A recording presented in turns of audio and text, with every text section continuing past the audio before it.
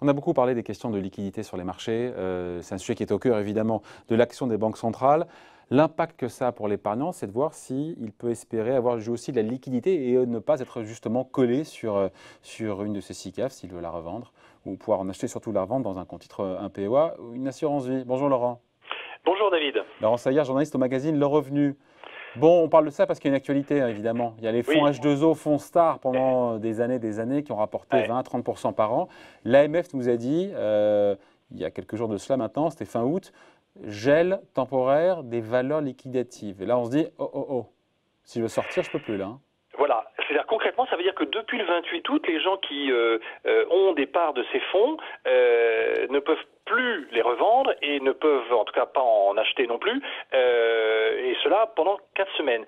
Alors c'est une décision de l'AMF donc qui vise effectivement cette société. Pendant combien de temps ? Alors c'est vraiment ces 4 semaines, donc normalement au bout des 4 semaines, à partir du 28 août 12h30, eh bien il y a ce gel et comme vous dites… Oui, mais Laurent, on se met à la place de ceux qui en ont et qui ont gagné beaucoup d'argent pendant des années. Il y a déjà eu des problèmes sur H2O, on pourra en reparler, hein. Mais ils font quoi pendant un mois s'ils ont besoin de vendre ? Alors, effectivement, pendant un mois, en fait, ils peuvent rien faire, si ce n'est patienter, parce que pendant cette période, la société, alors elle va continuer à gérer son portefeuille, hein, mais le souscripteur, lui, il devra en fait attendre le résultat d'une procédure qui d'ailleurs est prévue par la réglementation, c'est-à-dire que en fait le H2O va être obligé en fait de faire ce qu'on appelle du side pocket, c'est-à-dire elle va être obligée de dédoubler en fait les fonds. Chaque fonds, alors il faut savoir que l'AMF a demandé de suspendre 3 fonds, mais que visiblement le problème était plus large que ça, puisque H2O a pris l'initiative d'en suspendre 5 fonds. Donc au total, ils ont suspendu 8 fonds sur une gamme de 16, et en fait les 8 fonds en question, c'est quasiment tous les fonds principaux, donc c'est l'essentiel d'une grosse partie de son activité. Alors ces fonds, ils vont être dédoublés. Concrètement, il y a dans ces fonds des actifs, une partie on va dire liquide, avec des titres cotés, et donc là, ils vont être transférés avec une soumission à agrément de l'AMF, mais ils sont transférés, ils vont garder sans doute le même nom, et on va isoler, si vous voulez, la partie vraiment liquide, celle qu'on peut échanger facilement. Et puis la partie qui pose problème, alors ça il faut peut-être l'expliquer, c'est ce qu'on appelle en fait, dans le jargon, c'est la partie libre du gérant. C'est ce qu'on appelle en fait le ratio poubelle. C'est plus facile à retenir même si le nom n'est pas joli. Concrètement, ça veut dire que chaque gérant de SICAV ou de fonds a le droit d'avoir à hauteur de 10% maximum d'autres actifs dans son portefeuille que ceux qu'il est censé avoir. Donc en non-coté. Et il peut, comme ça, diversifier son location et il peut mettre dedans des supports qui ne sont pas réglementés. Mais l'expression, Laurent, l'expression, elle est atroce. Ratio poubelle, c'est ignoble, ça. Parce qu'en fait, c'est pas… Oui, c'est pour ça qu'en fait, la vraie expression, c'est ratio libre. C'est la part de liberté, on va dire, du gérant par rapport à sa promesse, par rapport à son objectif de gestion. Pour aller sur des actifs non cotés en bourse.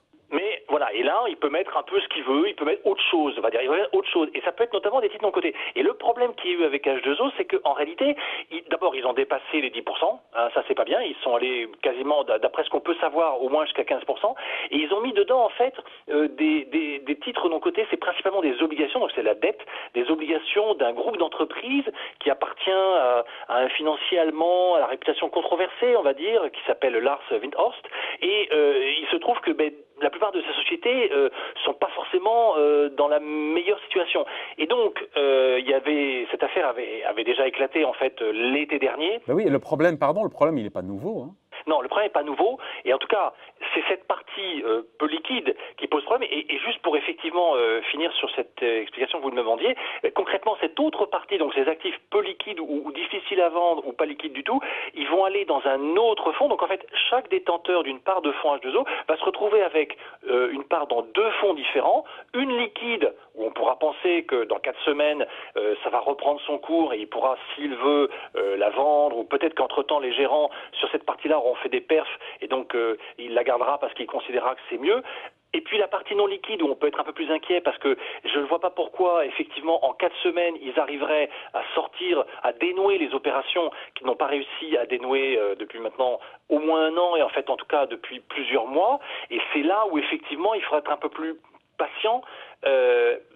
compte tenu de ce qui est dedans. C'est-à-dire que quand c'est du non-coté, alors dedans il y a des entreprises tout à fait intéressantes, hein, il y a des participations d'entreprises intéressantes. Le problème c'est qu'il y a eu la crise sanitaire et qu'en fait ce gérant, alors il faut peut-être le dire, c'est un gérant un peu particulier Mais qui a connu un succès absolument incroyable. Enfin, c'est une oui, boîte mais qui a alors eu ils ont des jusqu'à techniques 30 de milliards gestion d'euros complexes, d'actifs.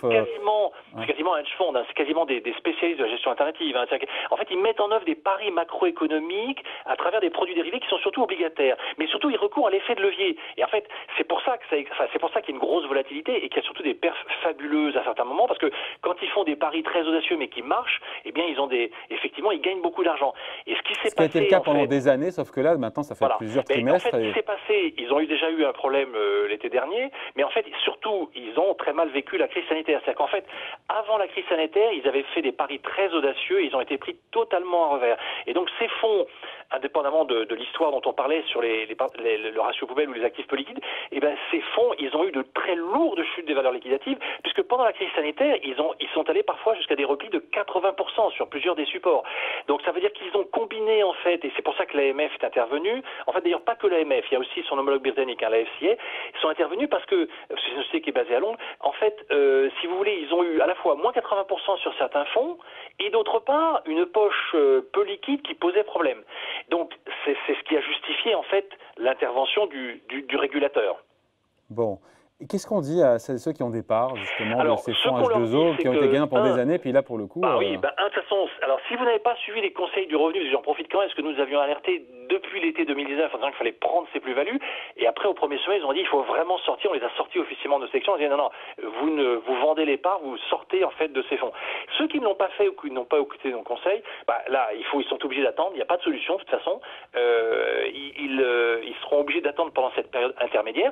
Il ne faut pas être non plus forcément pessimiste, ce sont d'excellents gérants qui ont toujours su s'en sortir ou se retourner, donc peut-être qu'ils vont faire un bon mois de septembre ou qu'ils vont ménager la partie liquide et donc il n'y aura pas au bout de 4 semaines, la partie liquide peut-être sera stable ou en tout cas peut-être satisfaisante. Donc il ne faut pas être non plus uniquement pessimiste. En revanche, sur la partie non liquide qui va être isolée, le problème quand vous détenez des obligations d'une entreprise que personne ne veut racheter, même si et qui de toute façon dont l'activité est totalement en panne à cause de la crise sanitaire, ça va être difficile. On verra pourquoi il y a des investisseurs qui se presseraient au portillon, même s'il y a des gens qui sont spécialisés là-dedans.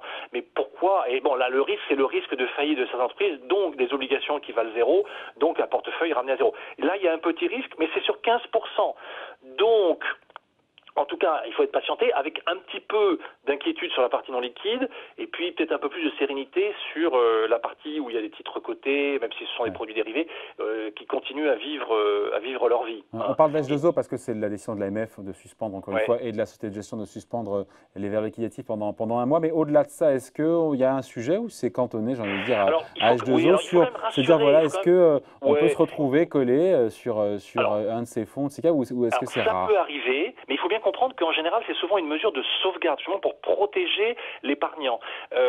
Parce que les suspensions de fonds, ça reste quand même relativement rare dans le monde de la gestion d'actifs. Par exemple, si on prend, alors bien sûr, il y a des mauvais souvenirs, hein, c'est des mauvais souvenirs de plus grande ampleur, c'est ceux des fonds monétaires dynamiques de l'été 2007, préfiguration de la crise financière, ou l'affaire Madoff en 2008. Mais justement, depuis la crise financière, les régulateurs veillent beaucoup plus au grain. Et alors, par exemple, si on regarde cette année, il y a eu en France, par exemple, quelques fonds d'épargne salariale qui ont été suspendus depuis le début de l'année par mesure de précaution, mais c'était des suspensions provisoires, c'est pour éviter qu'en gros, tous les gens qui détenaient des parts se mettent massivement à vouloir en sortir. Et d'ailleurs, si on regarde au niveau européen, même en incluant H2O, l'agence Fitch a fait le calcul, il y a à peu près 117 fonds en Europe qui valent à peu près 54 milliards d'euros, qui ont suspendu leurs souscriptions et retraits en 2020. Mais en fait, quand vous regardez plus près, vous voyez que c'est essentiellement en mars, c'est-à-dire au cœur de la crise boursière issue de la crise sanitaire. Donc, on peut considérer que la vigilance de l'AMF ou de ses homologues, comme par exemple la FCA en Grande-Bretagne, vise quand même à éviter toute forme de contagion. Ah, parce que la liquidité, c'est aussi un critère essentiel. Donc H2O reste un cas isolé, si je dois résumer. Comment? H2O reste un cas isolé. Alors, a priori, H2O reste un cas isolé parce que quand vous regardez les encours qu'ils ont, d'abord, au sein de leur groupe, ils ne représentent que 2,3% des encours totaux du pôle de gestion active de Natixis. Natixis. Ça fait à peu près une vingtaine de milliards d'euros actuellement. C'est seulement la moitié de ces encours qui est désormais gelé. Mais en réalité, quand vous regardez le préjudice potentiel qui est lié aux actifs non cotés, ne porte donc que sur 15% de ces 10 milliards. Ça fait à peu près 1,5 milliard. C'est important. Mais a priori, c'est un problème qui devrait rester isolé. Et c'est pour ça que les régulateurs interviennent un peu en amont. Bien sûr qu'ils sèment un petit peu le trouble en forçant, en mettant le doigt là où ça fait mal. Parce que justement, en fait, les gérants de H2O et leurs homologues, enfin leurs partenaires allemands n'arrivaient pas à déboucler la situation rapidement. Donc il y avait un programme, un échéancier, mais jusqu'en 2021. L'AMF a dit stop, on arrête, faites autrement, mais on peut pas attendre un an. Donc ça reste un cas qui devrait effectivement rester a priori isolé, mais qu'on va suivre avec attention. Évidemment. Avant de se quitter, Laurent, la couverture de ce week-end du Revenu Hebdo. On parle de quoi? Je la découvre avec vous.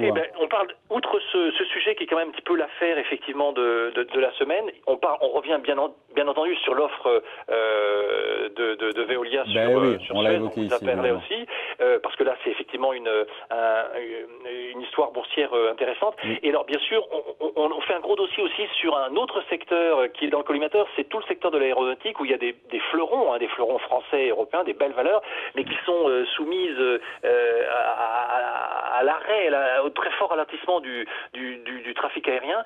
On revient dessus parce que malgré tout, on connaît, tout le monde connaît Airbus, Safran, bien sûr, les grands Président Safran qui sera avec nous dans les prochains jours.